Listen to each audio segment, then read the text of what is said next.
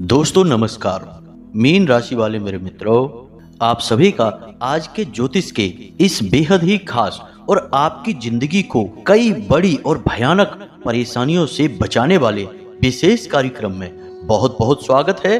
हृदय से अभिनंदन है। माता रानी आपके जीवन से हर एक कष्ट को समाप्त करें और हर एक बुरे और भले वक्त में आपके साथ रहें। दोस्तों, हम जानते हैं कि आप सच्चे मन से भगवान की पूजा आराधना करते हैं। आपका धर्म और भगवान में पूरा विश्वास है और पूजा पाठ करते समय यदि आप दीपक जलाते हैं तो आपको इस विषय पर पूरा ज्ञान होना बहुत आवश्यक है, क्योंकि दोस्तों हमारे हिंदू धर्म में दीपक कोई साधारण वस्तु नहीं है। दीपक भगवान के द्वारा दिए गए संकेतों के बारे में बताता है। यह आपकी पूजा के स्तर को बताता है। आपकी मनोकामना यानी जिस मनोकामना के साथ आप पूजा कर रहे हैं वह पूरी होगी या नहीं होगी, होगी तो कब होगी। और कहीं ऐसा तो नहीं कि आप यह समझकर पूजा कर रहे हैं कि आप भगवान को प्रसन्न करने के लिए पूजा कर रहे हैं, लेकिन हो इसका उल्टा रहा है।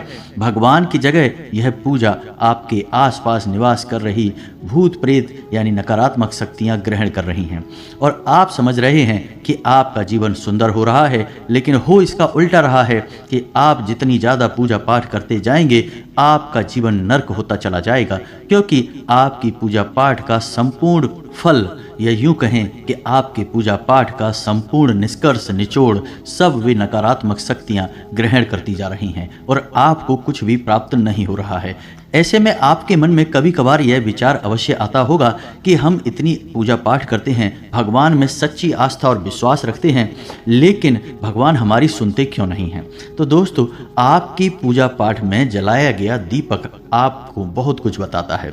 जी हाँ दोस्तों, हमारे धर्म में दीपक के लिए कई विशेष विधि विधान हैं और दीपक को संकेत के तौर पर भी समझा जा सकता है।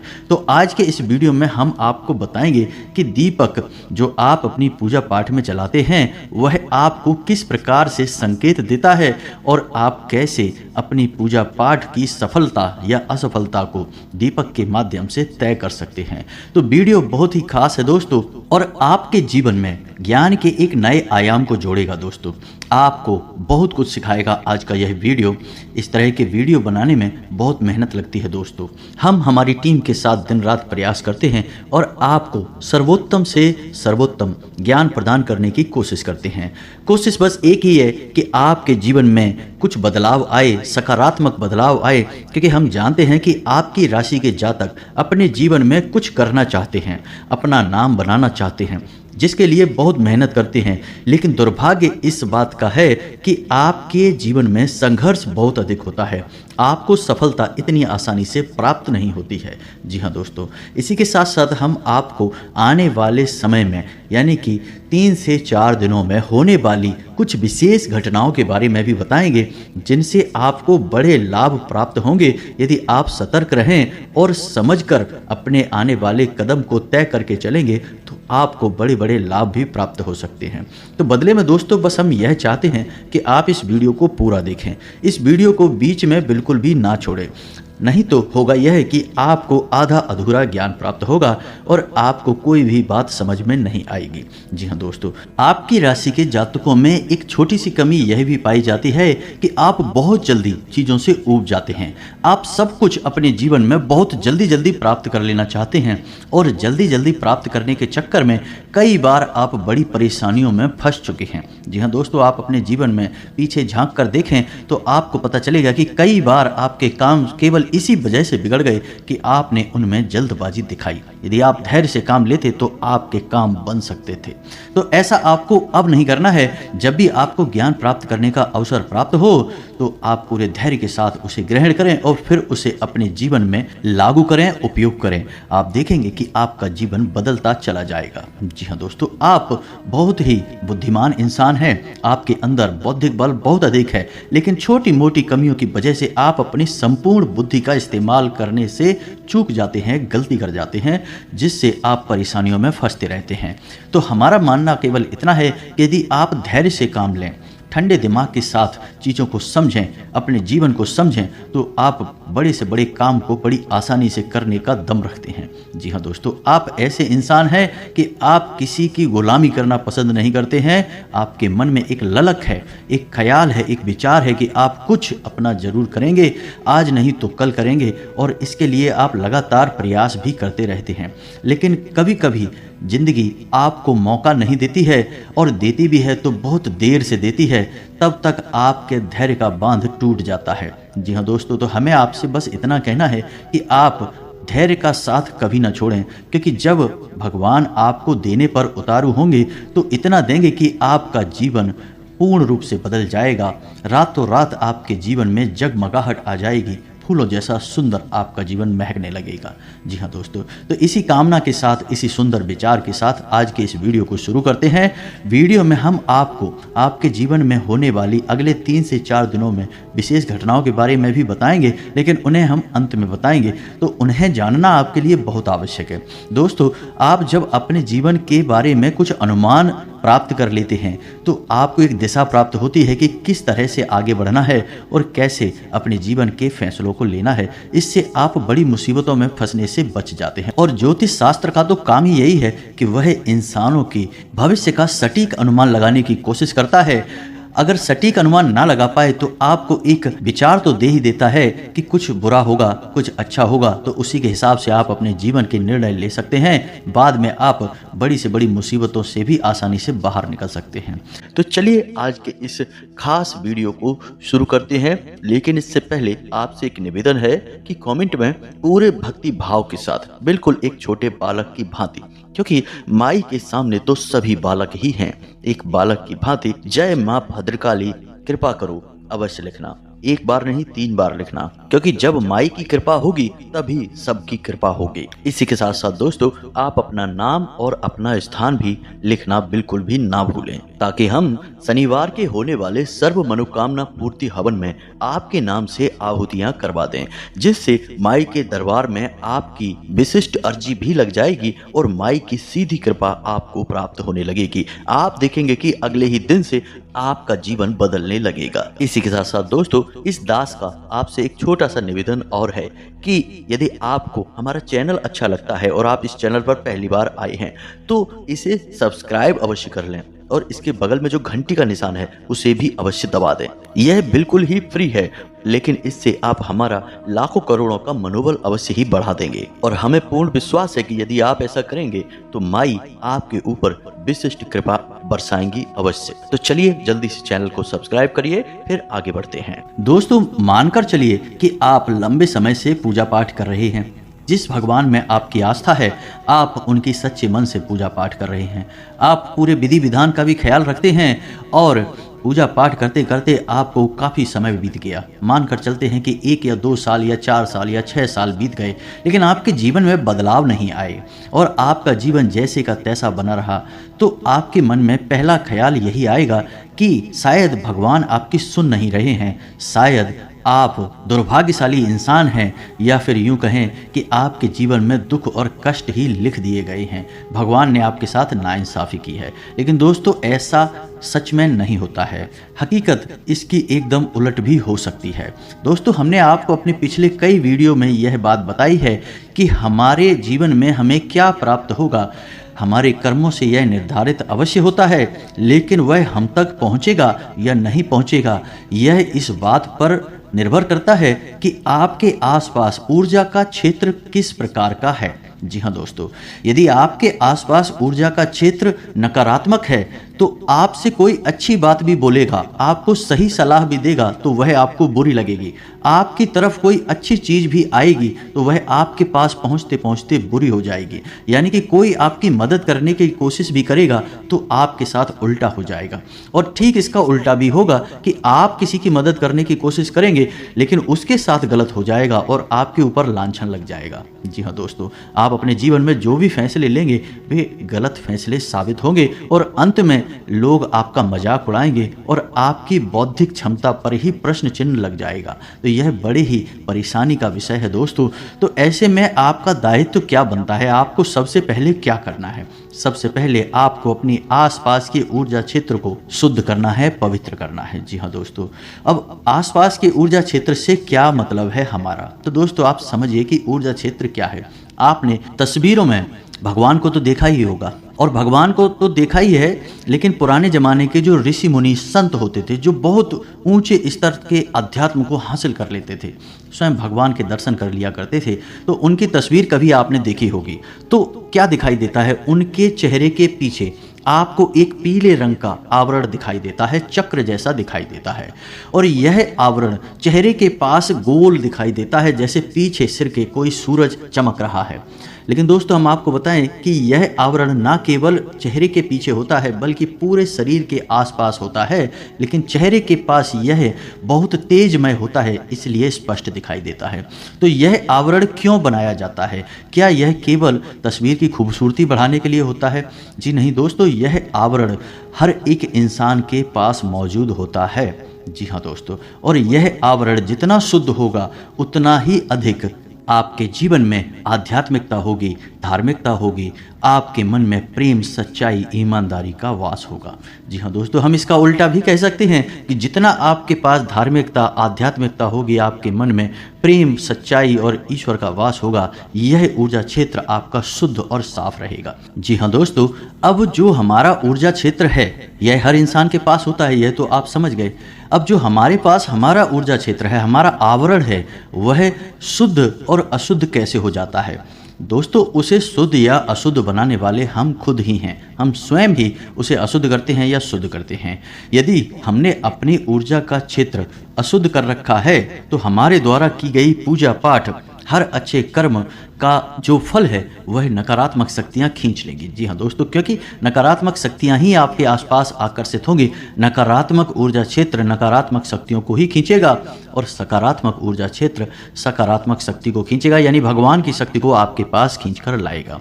जी हाँ दोस्तों, तो अब बात करते हैं पूजा पाठ की। तो आप पूजा पाठ कर रहे हैं सच्चे मन से, लेकिन आपका ऊर्जा क्षेत्र दूषित है।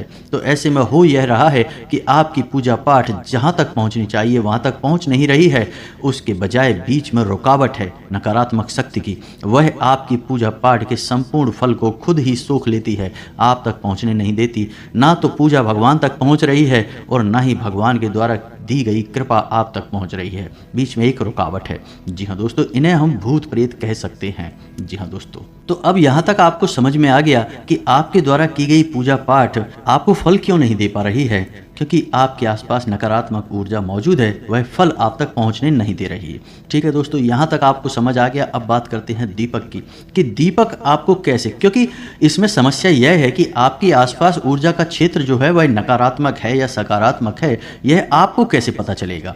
आपको पता लगाना बहुत आवश्यक है, अन्यथा होगा यह कि आपका जीवन गुजर जाएगा लेकिन आप सफलता का मुंह नहीं देख पाएंगे। जी हाँ दोस्तों, आप दुख और तकलीफों में ही जीवन गुजार देंगे।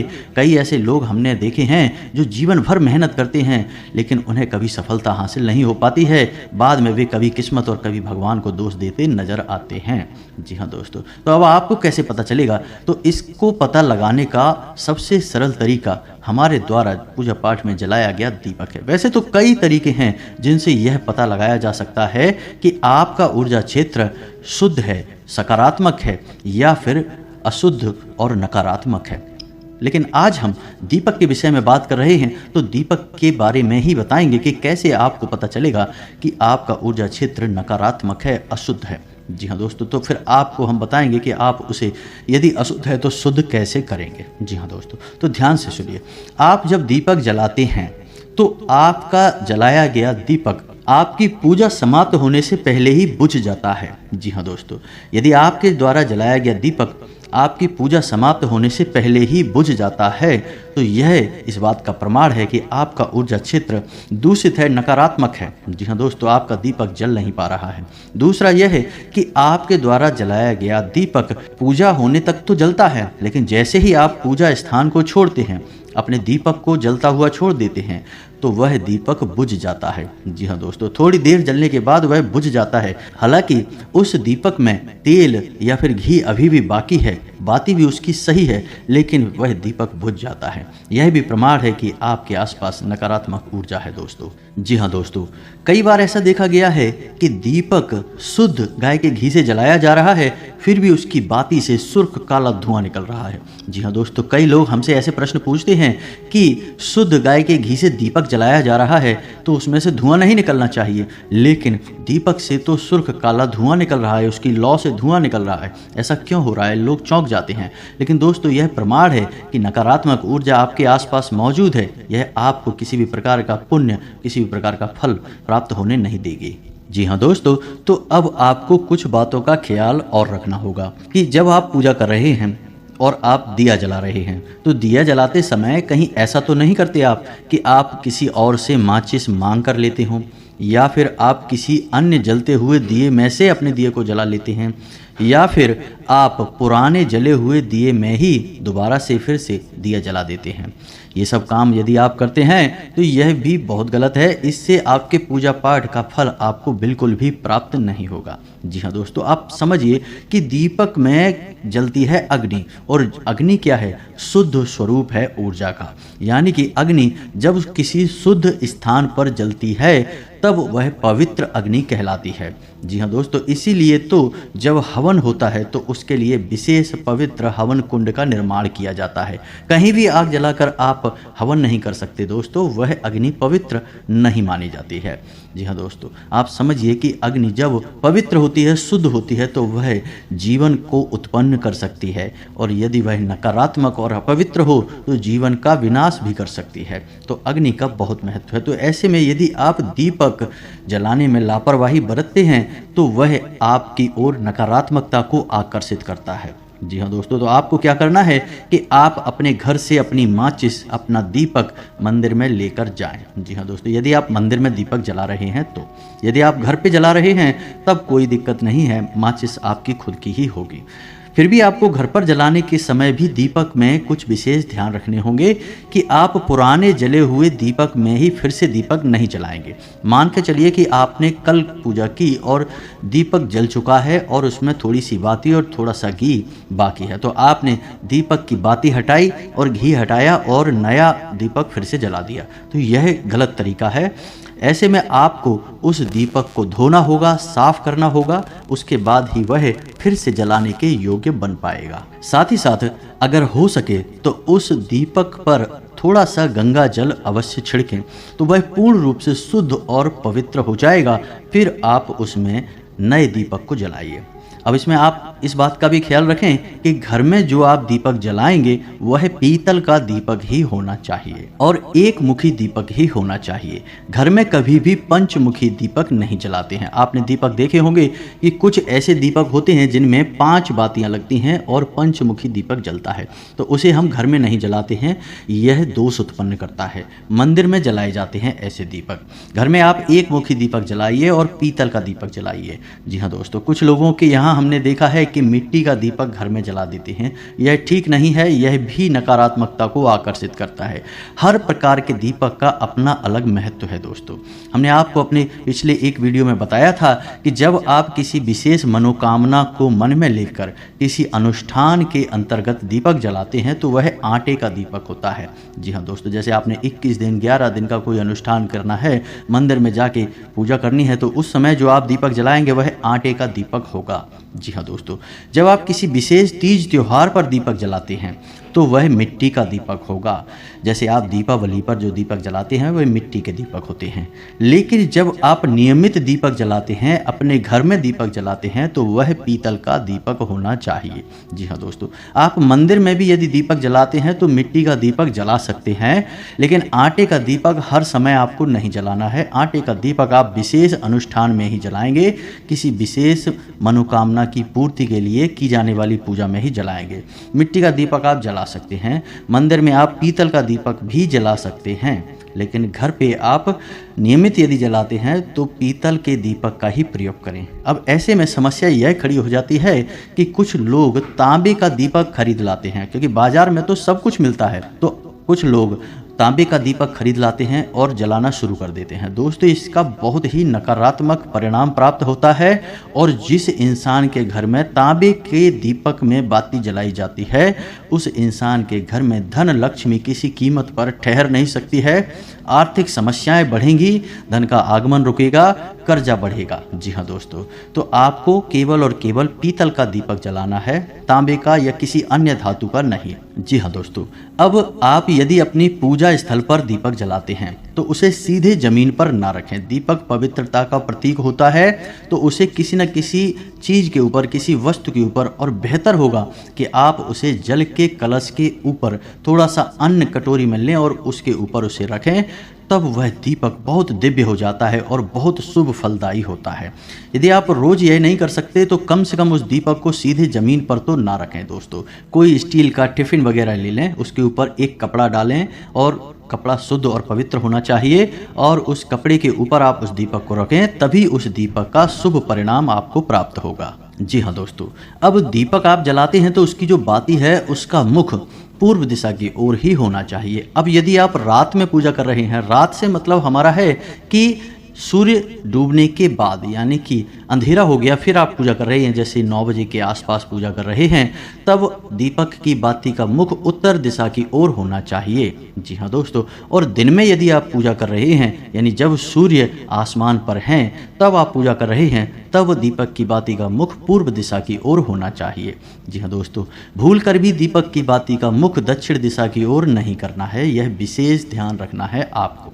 जी हाँ दोस्तों, अब एक छोटी सी बात और जो कि गलत होती है लेकिन लोग अक्सर कर देते हैं, कि मानकर चलते हैं कि आपके घर में 2-3 तरह के दीपक पड़े हैं, तो आपने पूजा करना शुरू किया और जो भी दीपक आपके हाथ में आ गया आपने उठाकर उसमें लौ जला दी, दीपक जला दिया। तो अब हो ये रहा है कि एक दिन आप इस दीपक में, दूसरे दिन आप उस दीपक में, और तीसरे दिन आप किसी अन्य दीपक में अपनी ज्योति जला रहे हैं। अब इससे हो ये रहा है कि आपको शुद्धता और पवित्रता प्राप्त नहीं होगी, आपकी पूजा का फल आपको प्राप्त नहीं होगा। तो दीपक को जलाने का विधान यह कहता है कि आप जिस दीपक को चुने, फिर लगातार उसी दीपक में आपको बाती जलानी है, और जिस दीपक में आप बाती जलाते हैं उस दीपक में कोई अन्य व्यक्ति बाती नहीं जला सकता है। जी हाँ दोस्तों, वह पवित्र दीपक केवल और केवल आपकी तरफ से ही जलेगा और आपकी पूजा को ही प्रदर्शित करेगा। जी हाँ दोस्तों, तो आपको एक ही दीपक में बाती जलानी है और लंबे समय तक जलानी है। ये नहीं कि आप बाजार जब भी जाएं तो एक नया दीपक खरीद लाएं, कभी इसमें कभी उसमें, ये नहीं करना है दोस्तों। जल्दी जल्दी दीपक नहीं बदलना है। यदि आप लंबे समय तक दीपक जलाएंगे तो कम से कम 8 से 10 साल आपका एक दीपक जल जाएगा। जी हाँ दोस्तों, यदि वह इतनी अवधि में खराब भी हो जाता है, फूट भी जाता है या कुछ और उसमें नुकसान हो जाता है, तो उस दीपक को आपको फेंकना नहीं है, वह जागृत हो चुका है। जी हाँ दोस्तों, आप यकीन मानिए कि उस दीपक में भरकर जल लेकर आप किसी बीमार व्यक्ति को यदि पिला देंगे तो वह बीमार व्यक्ति भी स्वस्थ होने लगेगा, क्योंकि वह दीपक जागृत हो चुका है। जी हाँ दोस्तों, आपके मंत्रों की शक्ति उस दीपक में भी समाहित हुई है। तो फूटने के बाद भी उस दीपक को आप अपने पास रखें, यदि नहीं फूटता है तो भी उसे आप अपने पास रखें और उसी का प्रयोग करते रहें। जी हाँ दोस्तों, देवी भागवत में यह लिखा हुआ है कि यदि कोई दीपक 5 से 7 वर्षों तक रोज नियमित जलाया जाता है तो वह जागृत हो जाता है, फिर देवी देवताओं की शक्ति उस दीपक में भी समाहित हो जाती है। जी हाँ दोस्तों, तो यह है दीपक का महत्व और दीपक की शक्ति। तो यहाँ तक आपको समझ में आ गया होगा कि आपको क्या नहीं करना है। अब हम आपको दीपक से जुड़ी कुछ अच्छी बातें बताते हैं। यदि आप पूजा कर रहे हैं और पूजा करते करते आपकी बाती में फूल बनता है तो आप समझ जाइए कि आपकी पूजा स्वीकार हो चुकी है और पूर्ण रूप से देवी देवता आपकी पूजा ग्रहण कर रहे हैं। ऐसे में आपको बहुत जल्दी शुभ परिणाम प्राप्त होने वाले हैं, खुश खबरियां मिलने वाली हैं, आप प्रसन्न हो जाइए। जी हाँ दोस्तों, असंभव है कि यदि आपकी बाती में फूल बन रहा है और आपके जीवन में परेशानियां रहें, ऐसा असंभव है दोस्तों। तो आप खुश हो जाइए। दूसरा यह है कि यदि आप पूजा कर रहे हैं, दीपक जला रहे हैं और रोज नियमित उसमें फूल बन रहा है और फूल का जो मुख है एक गुलाब की पत्ती जैसा, कली जैसा एक फूल बनेगा, तो उसे ईश्वर की आंख माना जाता है। जी हाँ दोस्तों, ऐसा माना जाता है कि ईश्वर की आंख है वह, यानी ईश्वर आपको देख रहे हैं। तो यदि आपकी तरफ मुख करके वह फूल बन रहा है तो आप बहुत ही भाग्यशाली हैं दोस्तों। अब भगवान ने आपका हाथ पकड़ लिया है, अब आपके जीवन में कोई कष्ट और परेशानी नहीं आएंगी। जी हाँ दोस्तों, बाती में फूल बनने का, यानी इसे दीपक का फूल कहते हैं, इसके भी कई प्रकार होते हैं और उनके अलग अलग फल और परिणाम होते हैं। इसके विषय में हम किसी अन्य वीडियो में बात करेंगे, लेकिन अभी फिलहाल हम आपको फूल के विषय में ही बता देते हैं कि फूल बने तो आप समझ जाइए कि आपकी पूजा काम कर रही है, सही जगह पर जा रही है। जी हाँ दोस्तों, अब जो फूल बन रहा है आप उसका उपयोग कैसे करेंगे, उस फूल का क्या करेंगे, क्योंकि यदि आपने उस फूल को ज्यों का त्यों छोड़ दिया तो वह झड़ जाएगा। जी हाँ दोस्तों, तो आपको क्या करना है, जब आपका दीपक शांत हो जाए, ठंडा हो जाए, उसके बाद आपको उस फूल को लेना है अपनी उंगली पर। जी हाँ दोस्तों, आप उसे अपनी उंगली पर ले सकते हैं और कोशिश करें कि उसे अपनी अनामिका उंगली पर ही लें। जी हाँ दोस्तों, जिस उंगली से हम अपने माथे पर टीका लगाते हैं उसी उंगली पर उस फूल को लें और उसे एक छोटी सी डिब्बी में इकट्ठे करते चलें। जी हाँ दोस्तों, याद रखना है कि आपको केवल फूल लेना है, बाती का जला हुआ हिस्सा नहीं। तो आप उसे किसी डिब्बी में इकट्ठा करते चलें। जब कुछ दिन हो जाएं, जैसे कि 11 दिन या 21 दिन हो जाएं, उसके बाद उस फूल में आप गाय का घी मिला लें। जी हाँ दोस्तों, और उसके बाद उसे अच्छी तरह से मिलाने के बाद आप जब अपने माथे पर टीका लगाएं, जी हाँ दोस्तों, जो भी टीका आप लगाते हैं, लाल टीका लगाते हैं या चंदन का टीका लगाते हैं, तो उसके नीचे दोनों आंखों के ठीक बीचों बीच छोटी सी एक बिंदी उसी फूल की लगानी है। जी हाँ दोस्तों, छोटी सी बिंदी लगानी है।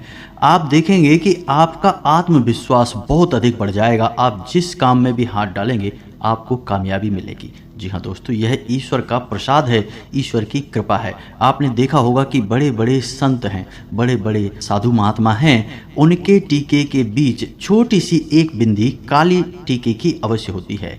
जी हाँ दोस्तों, और ऐसा उन संतों के माथे पर अवश्य होता है जिनके अंदर गजब का आकर्षण होता है। जी हाँ दोस्तों, लोग उनसे बहुत प्रभावित होते हैं। ऐसे संतों के माथे पर आप वह काली टिक्की, वह काली बिंदी आप अवश्य देखेंगे। वह उसी फूल की बिंदी होती है, वह सिद्ध होती है दोस्तों। तो आपको भी इस बिंदी को लगाना है। आप इसके परिणाम अपने जीवन में देखेंगे, आपका जीवन पूर्ण रूप से बदल जाएगा दोस्तों, हम कह रहे हैं आपसे। जी हाँ दोस्तों, अब आपको कुछ विशेष बताएं, आने वाले 3 से 4 दिनों में आपकी राशि में कुछ ऐसे योगों का निर्माण हो रहा है जिनसे आपको व्यापार में उन्नति प्राप्त होगी। आप निवेश करेंगे, आपको अच्छे रिटर्न प्राप्त होंगे, अच्छा फायदा प्राप्त होगा।